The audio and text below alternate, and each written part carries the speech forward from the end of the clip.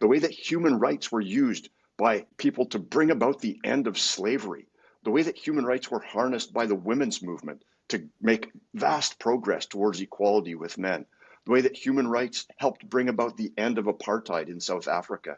And so we can see that human rights have the potential to bring about not only incremental, but transformative changes in society.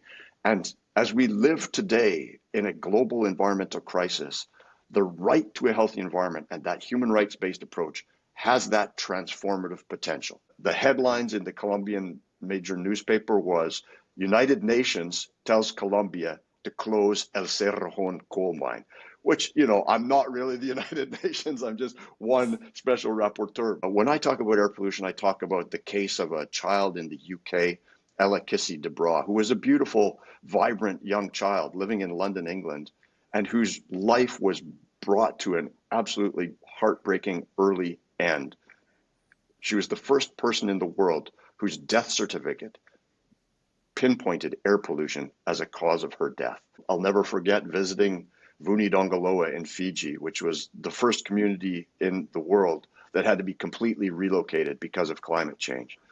People moving from this idyllic waterfront location up the mountain into the jungle, breaking their ties with the ocean that had sustained them for thousands of years.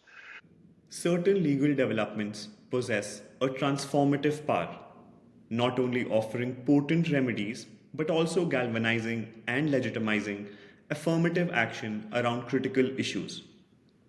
A healthy environment is one such issue, now recognized as a human right, a right as fundamental to our existence as any other, affirmed by both the UN Human Rights Council and the UN General Assembly. But what are the dimensions of this right? How is this concept evolving, and how are countries implementing it to spearhead climate action and promote healthier living conditions for their citizens? To help us navigate these crucial questions, we are joined by Dr. Boyd, a renowned environmental lawyer, professor, and advocate. He is the author of 10 books and over 100 articles on environmental issues and served as the UN Special Rapporteur on Human Rights and the Environment from 2018 to 2024. It was during his tenure that the UN Human Rights Council and General Assembly took the historic step of recognizing the right to a healthy environment. In our conversation with Dr. Boyd, we'll share insights from his remarkable career, discuss the progress and challenges in implementing this vital right, and offer a powerful call to action for us all. Thank you so much, David, for joining this conversation. It's a pleasure to have you here. Oh, thanks very much, Andrew. I'm really looking forward to speaking with you. David, before we dive into your subject matter expertise, can you take a moment and make us all go through your journey of how you became interested in the subject of environment? How did it all start? Because you've had an incredible career spanning decades. So I would be really grateful if you could spot some light on that. Yeah, thanks, Anirudh. And I think that really I have to give credit to my mother. I grew up in the foothills of the Rocky Mountains in Canada in really beautiful surroundings. And what we did every summer and every winter, every summer we would go hiking in the Rocky Mountains, and every winter we would go cross-country skiing into Rocky Mountains. And to be honest, as a little boy, I fell in love with nature. And that's a lifelong romance for me. So I've always been just very passionate about nature. Went to law school, became an environmental lawyer, and that was just an obvious merger of my interests in the natural world and taking steps using the tools that I had at my disposal to protect it. So I think that's the backstory.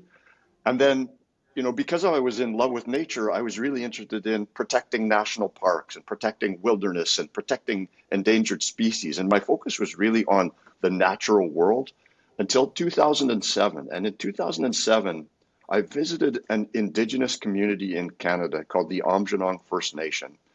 And it changed my life because this indigenous community, I didn't even have the language to describe it at the time. It's a small community that's surrounded by more than 25 massive industrial complexes, oil refineries, chemical refineries, manufacturing plants. And so the air quality, the water quality, everything is just absolutely filthy, contaminated. And I literally could not believe that people lived in these conditions in Canada. They have air raid sirens that go off regularly when there's a major pollution incident, and people are told to stay in their homes, close the doors, close the windows, and don't leave their homes until they are given the all clear signal. And I just was so struck by that experience that I changed my focus to environmental justice and the human right to a clean, healthy, and sustainable environment. And I'll never forget, I was only there for one day, but I had, within a space of hours, I had a sore throat, a headache, scratchy eyes, and I just couldn't imagine how people could be forced to live in that situation. A situation which I later came to realize is a sacrifice zone, something I worked on extensively as the Special Rapporteur.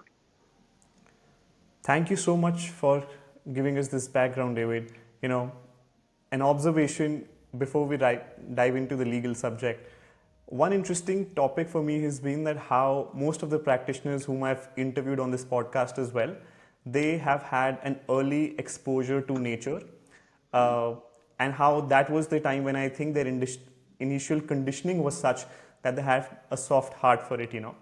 And it's fascinating that how, even in my story, it was my father who introduced me to the Himalayas early when I was fairly young. And I think that has been my center point, my gravitational pull whenever I work on environment. So keeping that aside, I think it was just an observation that I wanted to share with you. We're both children of the mountains. Yeah, perfect. And David, now, would you want to dive a little bit into this concept of right to healthy environment? Because, of course, this concept has been gaining traction globally. It's almost in every constitution, as you have documented it, and also considering the fact that Human Rights Council, General Assembly have passed resolutions on that. Would you want to take a moment and explain what right to healthy environment means and its concomitant effects on the legal jurisprudence? Yes, thank you. Well, the right to a healthy environment, as you said, is now recognized by 85% of the countries around the world, either in their constitutions, in their legislation, in court decisions, or through the ratification of regional treaties. So it's remarkable. No other human right has gained such broad acceptance in such a short period of time, because this really only dates back to the 1970s. But what has emerged over those 4 decades is that the right to a healthy environment is comprised of a bundle of both procedural and substantive elements.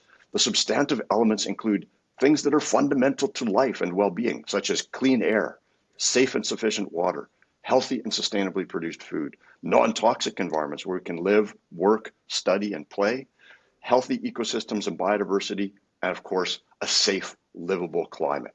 So those are the constituent elements that are so vital to protecting not only humanity, but life on Earth. And then the procedural elements of the right to a healthy environment include access to information, public participation in decision making, and of course, access to justice with effective remedies when your right is being threatened or violated. So those are really cornerstones of international human rights law that apply with full force in the context of the right to a healthy environment. David, would you want to focus maybe on some of the more important aspects of these constituents? Because if, for example, 85% of the nations already have it, then of course, but the ground reality situation is that it's not being either implemented properly or these instruments are not sufficient. Would you want to take a moment and maybe emphasize on what, according to you, could be the major aspect, or so to say, the most promising aspect in these constituents which hold promise? And second, where are we really lacking if we have such strong provisions already in place? Yeah, there's several questions kind of wrapped up in what you said, Anirudh. So let me start with I think, a fundamental point, which is that one of the reasons I'm so passionate and positive about the potential of the right to a healthy environment is because we have seen literally decades of attempts to address environmental problems through environmental law, which have honestly, as a whole, failed. And if we take one example, climate change, we have the UN Framework Convention on Climate Change, which is a global agreement that virtually every country in the world signed on to in 1992.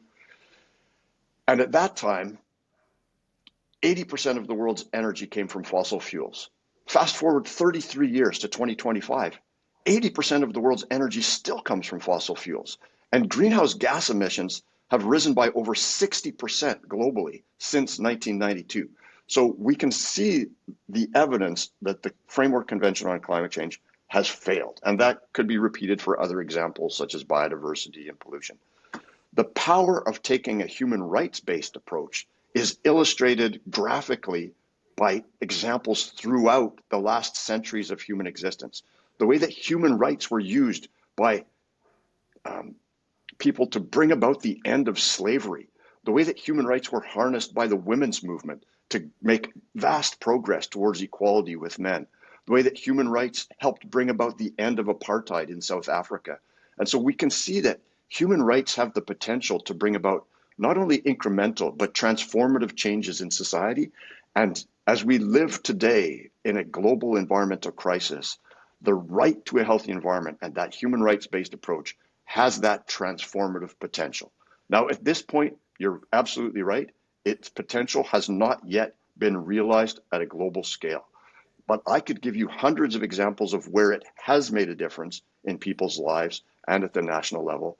But there is still a huge implementation gap between the beautiful, inspiring words that everyone has the right to a clean, healthy, and sustainable environment, and, as you mentioned, the lived reality on the ground for literally billions of people today.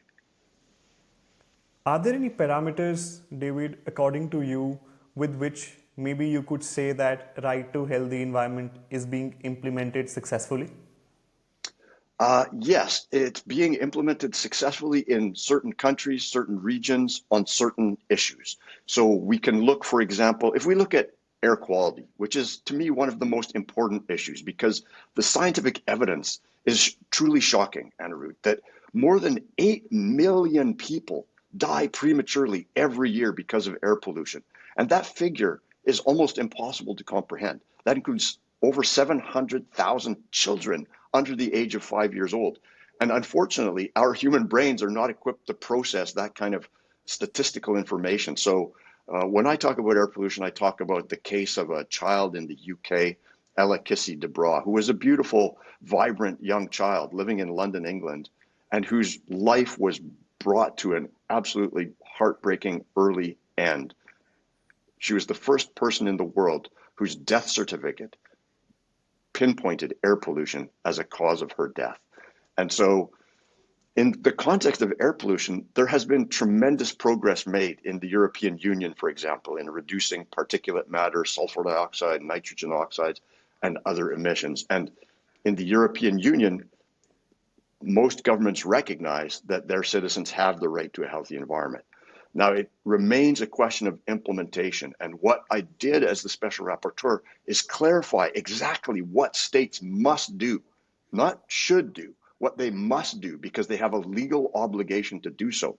And that includes monitoring air quality, identifying the primary sources of air pollution, providing information to the public and engaging the public on matters related to air quality, creating a national air quality a set of national air quality standards, creating a national air quality action plan that includes the specific activities that will be taken to improve air quality, and then enforcing that, implementing and enforcing those actions and those standards, and ultimately reviewing progress to ensure that those standards are being met.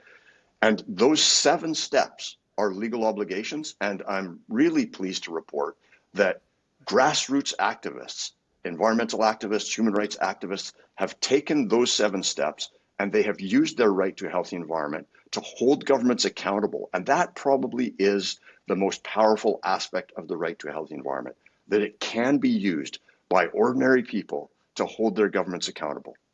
So for example, in Mpumalanga, South Africa, one of the most air polluted places in the continent of Africa, 2 environmental justice organizations filed a lawsuit against the South African government because there had been such a lengthy period of time with no progress in improving air quality. And those organizations argued that their constitutional right to a healthy environment was violated by the government's inaction, and the court agreed and ordered the South African government to come up with air quality regulations within 12 months to address the issue. And David, honestly, I accessed those points which you mentioned in the preparation for the call, and I see that those points you've made available for a lot of other aspects as well, like water, biodiversity, and like my question to you would be, considering that there's a lot of work that honestly goes into deciding each of these aspects, right, which can constitute into a healthy environment. So to put things in context, because we might not want to pick up each and every case, is there a perfect example to which we can look at or refer to, which could be like the poster child of saying that this country guarantees right to healthy environment in every possible aspect? No, there is no perfect example, and there never will be a perfect example because humans are inherently flawed as a species. And so what we can point towards are good practices. And so when I was the special rapporteur, I published a report with over 500 examples of good practices. But some of the leading, just to put it in more concrete terms, some of the leading countries are countries like Costa Rica, where they generate 99% of their electricity from renewable sources. They've protected 30% of their country in national parks. They have gone from a country that was heavily deforested back in the 1970s and 1980s to a country where over half of the land is now covered by tropical rainforests. And so that's one example of a developing country that has demonstrated great leadership. We have other examples like Portugal and Slovenia, the first two countries, not coincidentally, that put the right to healthy environment in their constitution back in the 1970s. And we have Slovenia, for example, being a global leader in recycling and creation of national parks. Portugal being at the forefront in making an incredibly rapid transition away from fossil fuels and towards renewable energy. So Portugal, for example, has closed down their last coal-fired power plants. They've gone from 30% of their electricity generated by renewable sources to over 80%, and they're aiming to get to 100% by 2030. So while we don't have a perfect example, we have many, many examples of how the right to a healthy environment has been a catalyst for changes that are not only good for the environment, they're good for people's health, they're good for the economy, and they're good for humanity as a whole. And David, if I now were to move to your experience as UN Special Rapporteur for Human Rights and Environment, would you want to share your experience and also maybe explain from where did you start and how did your role evolve and where did you end it? What I'm really interested to know is your journey and the evolution of this concept through your lens, and considering that you were the Special Rapporteur when we saw the historic resolutions being passed in Human Rights Council and General Assembly. Well, thanks. It's really difficult to describe that 6-year journey from 2018 to 2024. But I think I have to start by actually going and giving credit to my predecessor, Professor John Knox from the United States, who was the first UN Special Rapporteur on human rights and the environment, and did an absolutely extraordinary job of building the foundation. Because when John was appointed in 2012, many people didn't even realize that there was a connection between human rights on the one hand and the environment on the other. They were, even by organizations like Amnesty International and Human Rights Watch, they thought of these as separate issues, that they were human rights organizations and the environment was being taken care of by Greenpeace and World Wildlife Fund. So John really united these concepts. And in his final report, which was co-authored between John Knox and myself, which was the first time that he had ever written a report for the General Assembly, we together called on the United Nations to finally catch up with the many countries around the world that had already recognized this and to recognize through a resolution the right to a healthy environment. When I took over in 2018 as the Special Rapporteur, many people told me that was an impossible dream, that people had worked on it since the 1970s and there was just too much opposition from powerful states like the United States and Russia. And I think that in some ways, my optimistic approach and my maybe naive idealism, I just didn't pay attention to the naysayers and worked very closely with a group of 5 states, Costa Rica, the Maldives, Morocco, Slovenia, and Switzerland. and civil society organizations to really breathe life into this campaign for recognition of the right to a healthy environment. So that was one of my two priorities as the Special Rapporteur when I started, was to achieve that historic recognition. And as you mentioned, in an amazing and nail-biting vote at the UN Human Rights Council on October 8th, 2021, literally minutes before that vote took place, Anirudh, the ambassador from Slovenia leaned over and said to me, "It's not looking good." And I honestly almost had a heart attack because so many years of effort had come to this moment. And then the vote came up and it was overwhelmingly supportive, 43 states in favor, none against, and 4 abstentions. And so that was truly a breakthrough moment for the right to a healthy environment because it had been recognized in many countries, but it didn't have that global UN recognition, which is so important in terms of catalyzing further momentum. And my other priority as Special Rapporteur was to accelerate the implementation of the right to a healthy environment where it's already recognized, because as we discussed earlier, there is this gap between the words and the realities. And so that's why I wrote amicus briefs in 15 lawsuits at the global, regional, and national level. That's why I wrote a series of 6 reports that really focused on the detailed state obligations related to air, water, food, and toxics, biodiversity, and climate, and really just did everything I could think of to try and facilitate actions to protect and fulfill the right to a healthy environment. And David, would you want to highlight how this entire international journey that you've had and how, with these efforts, you were able to cement this principle in the international jurisprudence? Would you want to highlight some of its effect internationally and domestically with respect to other countries? How this concept has gained traction afterwards? How has the approach towards this principle evolve? Maybe because I'm also thinking that someone who's listening could take inspiration from some of the good examples, although I know that in your report you've illustrated it beautifully, but maybe if you want to highlight a couple of them here. Yeah, thank you very much, Anirudh. And there are so many examples. So first there was that resolution at the Human Rights Council in 2021, and then we went to the General Assembly in 2022, and that was a much less suspenseful event because the resolution to recognize the right to a healthy environment, we had over 120 co-sponsors. So we knew that it was a fait accompli. But since that time, in July 2022, I mean, what's really interesting is progress at every level. So on the international scale, we've seen the right to a healthy environment be incorporated at the very heart of the Kunming-Montreal Global Biodiversity Framework. The first time that a global biodiversity instrument had human rights at its heart. That instrument also included recognition of indigenous rights and the importance of the rights of women and girls. And that is just that's a blueprint for protecting nature that has human rights at its heart, that is going to change the way we create parks and protected areas and protect nature going forward. The right to a healthy environment was also included in the outcome documents from the Climate Conference 27 and 28 at Sharm el Sheikh and then at Dubai. And so this is putting human rights at the heart of climate negotiations and climate action as well.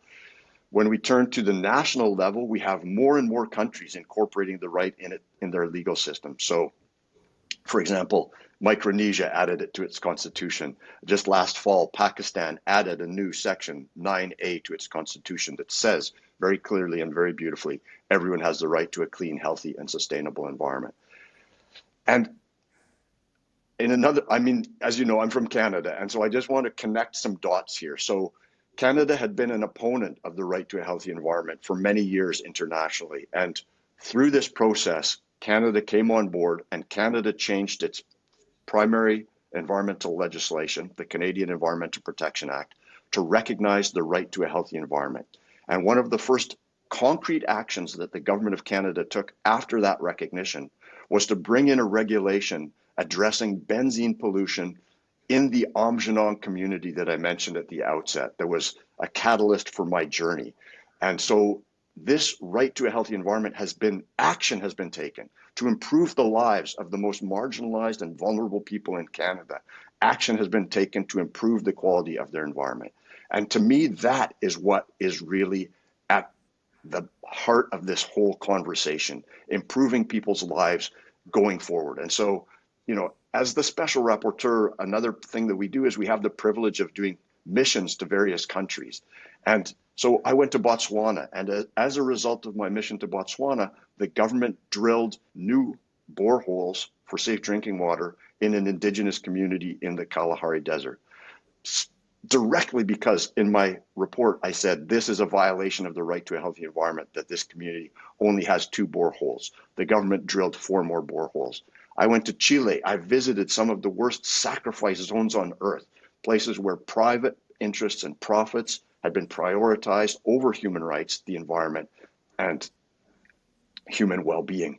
And the government of Chile, to its credit, has been strengthening air quality standards, bringing in new standards for heavy metals, closing down coal-fired power plants, closing down antiquated metal smelters, and taking a whole range of actions that will dramatically improve the environment, the quality of life, and particularly the prospects for children and young people for whom this right is fundamental to their future. David, all of these examples sound very promising, but I'm very sure that this journey was not as easy and simple. And I'm assuming that in this process, you must have made certain trade-offs. You must have walked on tight ropes when it came to balancing principles, balancing language, and how best to introduce this concept. Would you want to talk some of these challenges that you faced while balancing interest? I'm assuming there must have been a lot of push and pull when it comes to what language to use, what messaging to send out, and like what should be the clear message. Would you want to talk about some of those challenges? Because I'm very sure that the language is out there, but those challenges are still being faced by many countries when they come to implementation of right to healthy environment. Yeah, thank you, Anirudh. And so there's no question, this was the most challenging task that I've ever had or will ever have in my professional career. And, part of that was just kind of the personal burden of bearing witness to people living in very challenging circumstances. For example, I'll never forget visiting Vunidogoloa in Fiji, which was the first community in the world that had to be completely relocated because of climate change. People moving from this idyllic waterfront location up the mountain into the jungle, breaking their ties with the ocean that had sustained them for thousands of years. And in terms of, but one thing I'll say about being the special rapporteur that really was to me absolutely vital was complete independence. I mean, I could say anything, do anything, and there was nobody who would stand in my way. I had to fight some battles at times with the United Nations to say things that I wanted to say, but at the end of the day, my independence carried the day. So for example, I was very concerned to learn about an open pit coal mine in Colombia that was having absolutely devastating impacts on an indigenous community next door, drying up their streams, polluting their air, making it impossible to grow food in their gardens. And so I called on the government of Colombia to suspend the operation of that coal mine until steps had been taken to protect the environment and to protect the right to a healthy environment of the Wayu people. And the government of Colombia was absolutely furious with me. The headlines in the Colombian major newspaper was, United Nations tells Colombia to close El Cerrejón coal mine, which, I'm not really the United Nations. I'm just one special rapporteur. But that was an example of where the government of Colombia complained to the Human Rights Council that I had overstepped my bounds. I said I was acting within the 4 corners of my mandate, and so there were no sanctions levied against me. I also had a very difficult journey to Norway. After visiting Fiji, a country on the front lines of the climate crisis, I went to Norway, a major oil and gas producer and exporter, one of the wealthiest countries in the world. And Norway has a lot of strong environmental actions that they've taken. Their constitution includes the right to a healthy environment. But I said to the government of Norway in no uncertain terms, you need to put in put together a plan to phase out the production of oil and gas. This is clear. It's based on the science from the Intergovernmental Panel on Climate Change.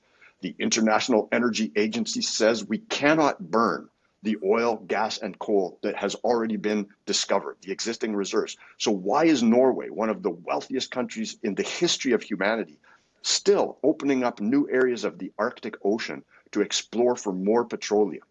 Well, that was a very unpopular position with the government of Norway. I had a very heated argument with the Attorney General of Norway, who told me I didn't know what I was talking about when I referred to the right to a healthy environment in the Norwegian constitution. He said it's not a human right, it's only a principle.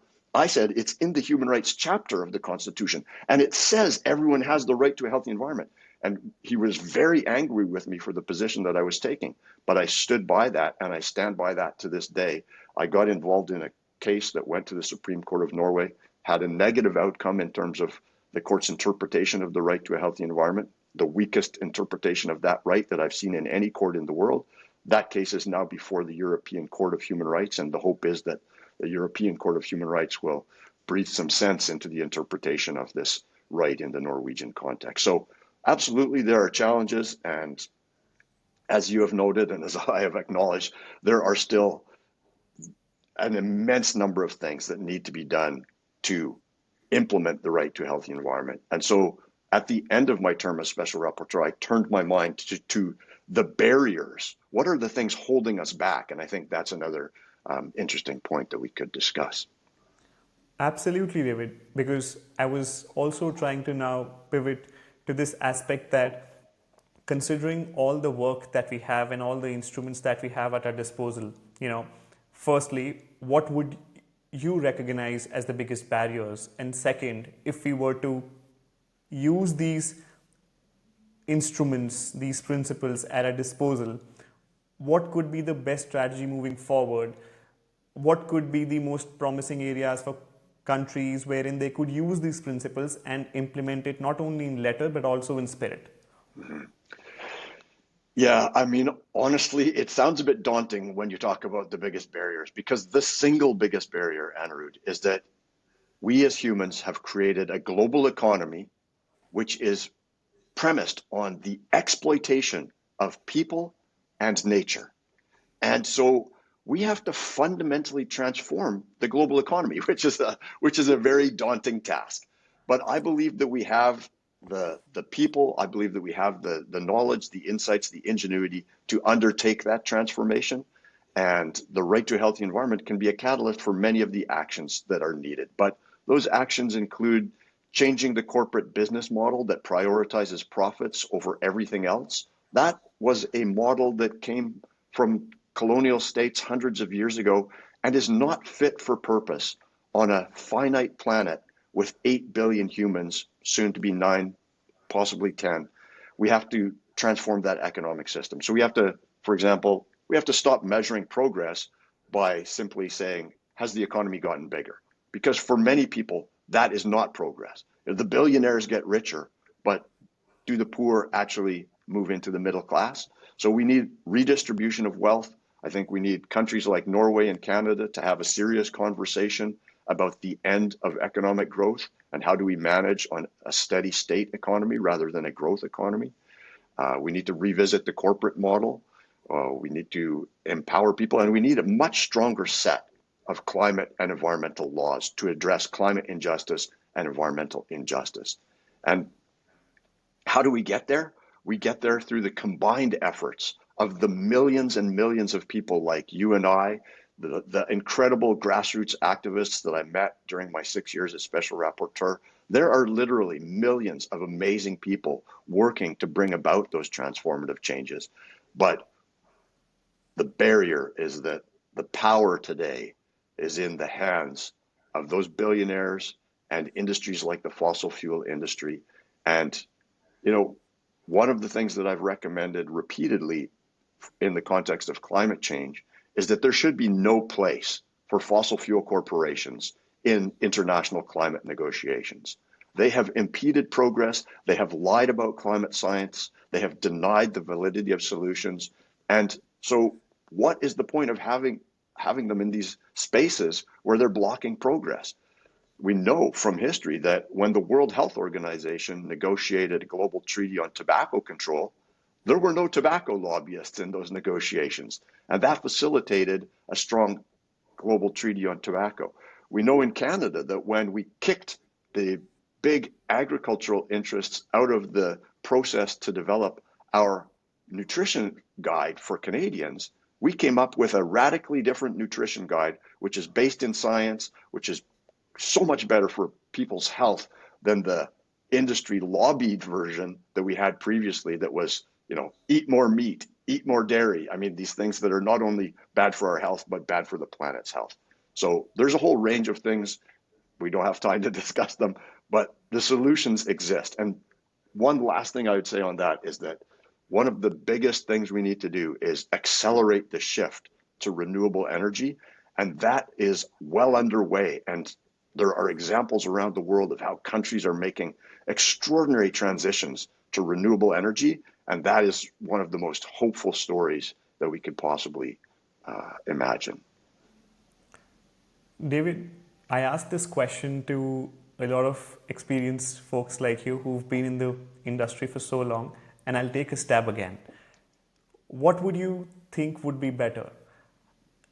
Trying to convince a person who's a hardliner on the other end, maybe a fossil fuel lobbyist, or a fossil fuel CEO, or a company head, would that be easier? Or the other aspect wherein try and maximize and increase the advocacy level with a lot of people who may be undecided? Because when I'm dealing with any sort of climate action, I get confused because sometimes we also put a lot of pressure or burden on people who are doing their 9 to 5, who are making their ends meet, and who are then again, expected to take tough decisions to protect environment. When on the other case, we see that a Starbucks CEO is flying private while he's encouraging others to use a plastic straw. Maybe if the CEO would be smart enough, would not take such a step, a lot of the people who are doing 9 to 5 or just making their ends meet would not have to be burdened with such difficult choices. So, just as an individual, I'm curious to know that what would your approach be, and what would you prefer? Well, my approach would be to build a populist movement of the billions of people who understand that our common future depends on clean air, clean water, and a safe climate. Because I've talked to the CEOs of fossil fuel companies, and it is like banging your head against a brick wall.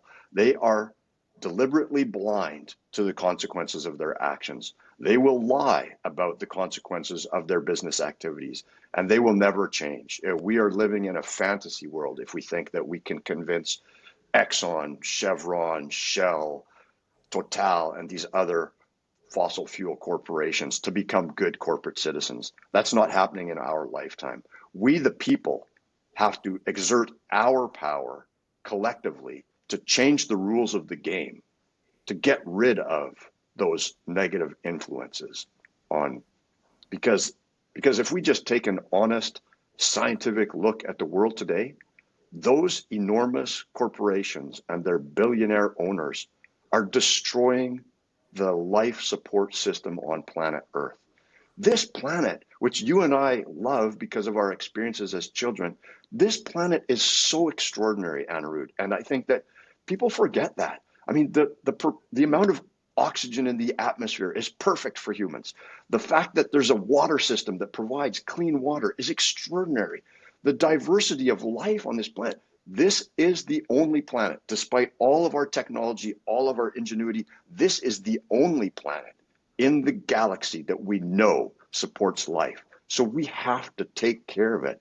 And these billionaires and CEOs are destroying it. So I think there's really room, and I wish that I was a younger person, because I think a political leader who really targeted the corporations and the billionaires and said, let's get everyone together who understands the importance of clean air, clean water, healthy nature, and let's fight for our right to a healthy environment. I believe that that's a revolution waiting to happen.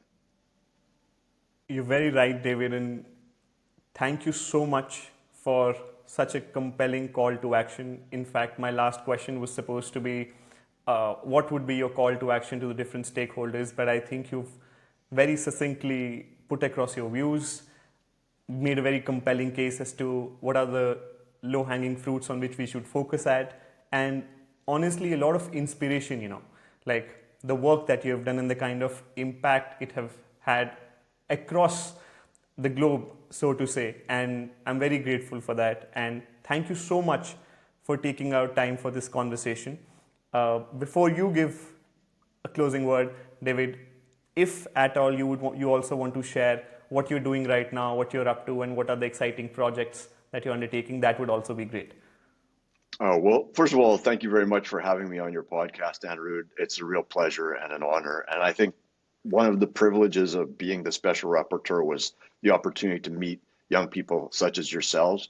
And I find a constant source of inspiration. And honestly, my favorite work that I'm doing these days is working to support young people's organizations like the Pacific Island Students Fighting Climate Change and the World Youth for Climate Justice and the Youth Negotiators Academy. These constellations of brilliant young people who have such a clear vision for a world where everyone enjoys the right to a healthy environment. And so it's my privilege to work with young people like them and young people such as yourself. And I will continue working with every ounce of energy in my body to transform the promise of the right to a healthy environment into the reality for as many people as we possibly can in the years ahead. Thank you so much, David, and wish you the best in this journey. And we all look forward to seeing the kind of impact you will make in the coming years. Thank you so much. Thank you, Anirudh, and I look forward to working with you on projects in the future too, if we can manage that. Thank you. Cheers.